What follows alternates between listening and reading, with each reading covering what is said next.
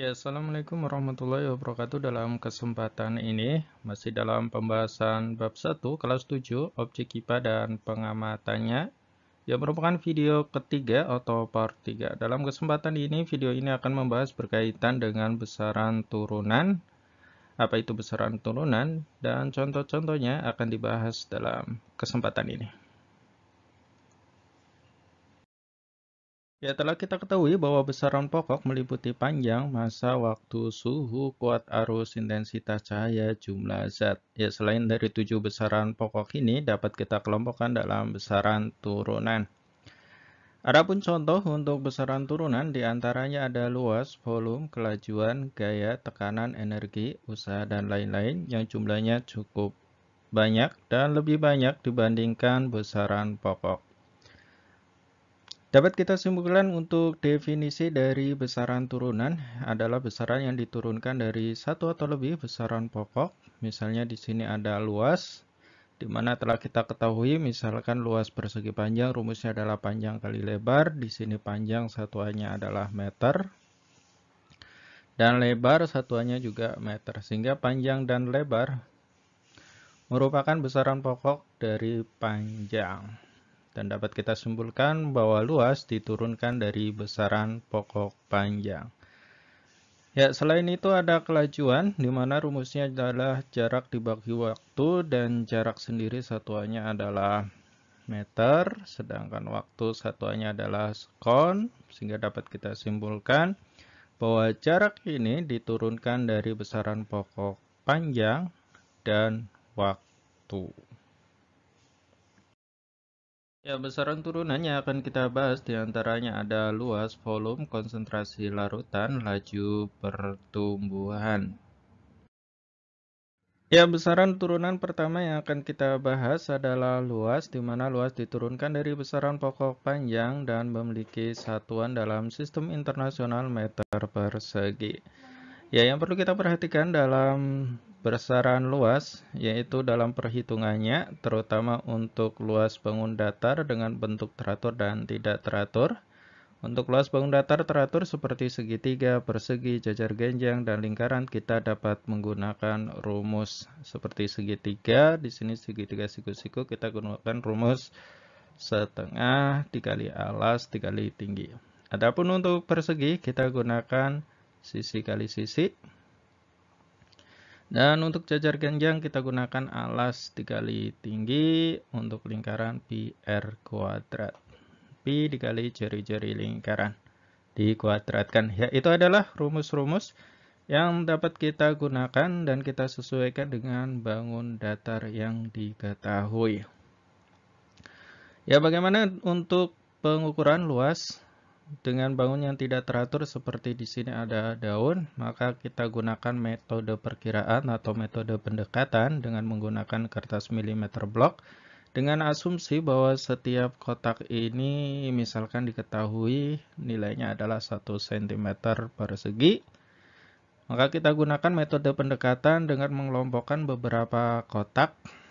Ya, di sini kita kelompokkan menjadi 4 kotak, yaitu kotak full arsiran, lebih dari setengah arsiran, setengah arsiran, dan kurang dari setengah arsiran. Kita akan menghitung masing-masing jumlah kotak ini sesuai dengan gambar yang ada. Ya, kita akan mulai menghitung untuk kotak yang penuh arsiran ya, yang di sini. Baik, yang termasuk yang full berarti yang ini ya. Kita hitung 1, 2, 3, 4, 5, 6, 7, 8, 9, 10, 11. Ya, ada 11 kotak. 11 kotak untuk kotak yang full. Kemudian kita akan mencoba untuk menghitung kotak yang lebih dari setengah. Di sini kita cari yang ini ya. 1, 2,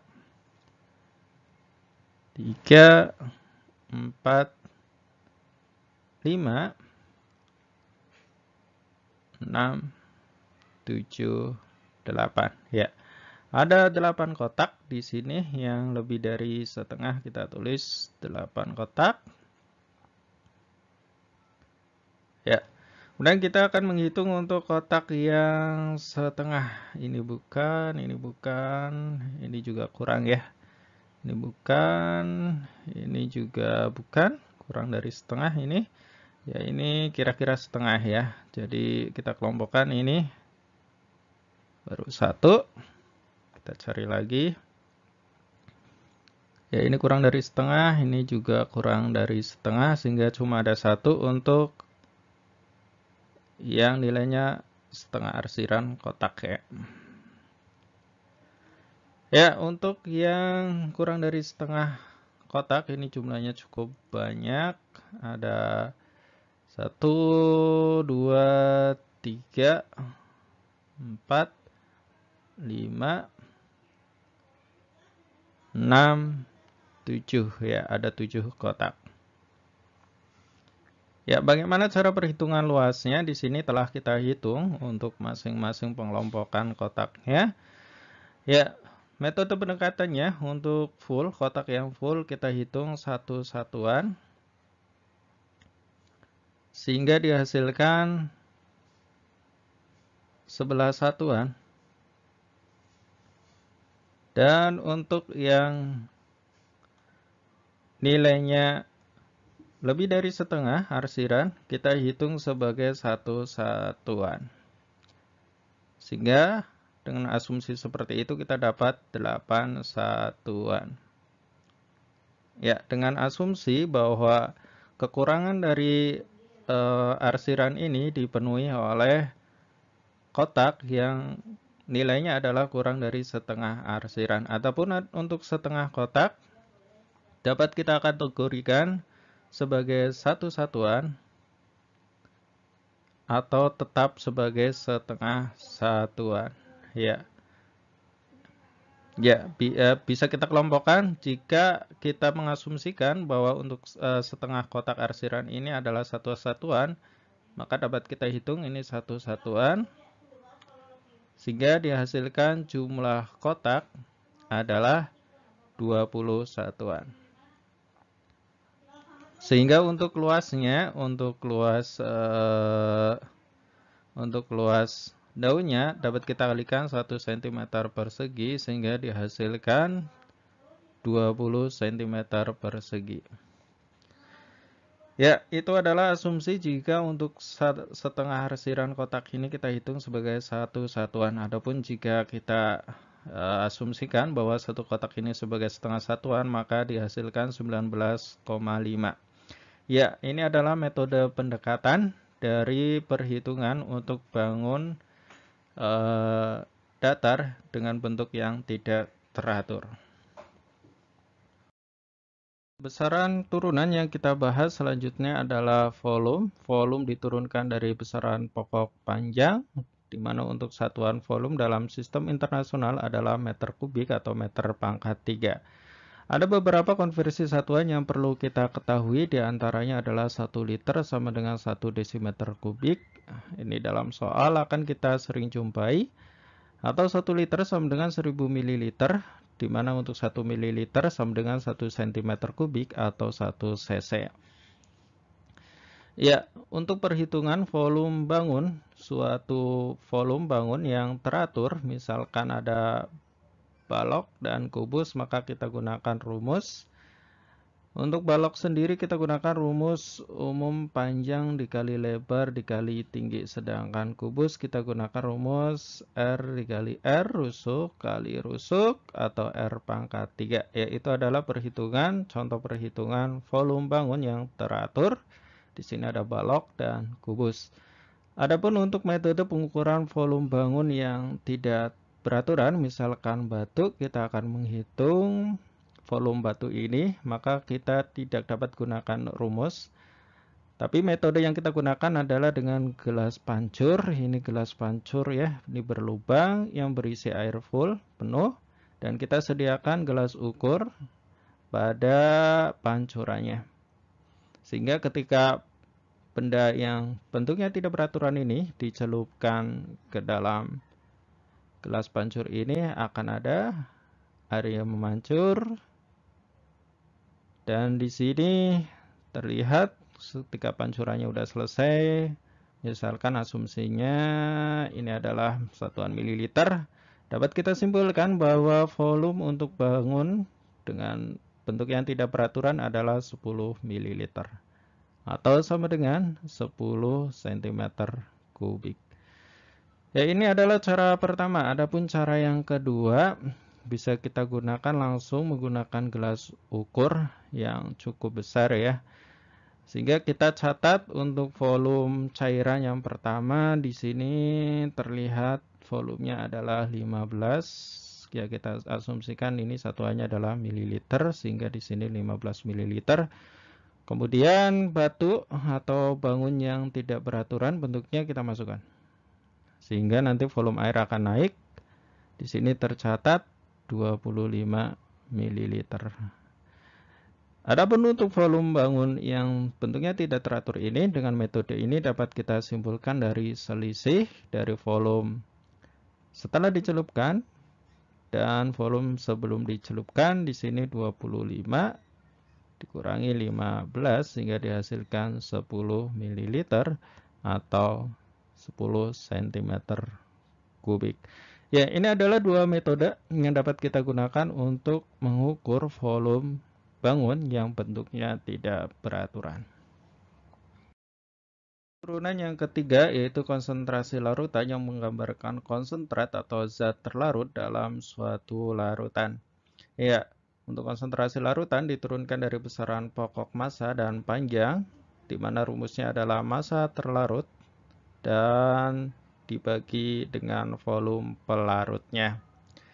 Ya, misalkan kita akan coba dengan contoh ini seorang siswa akan melarutkan 25 gram ke dalam 100 cm kubik air.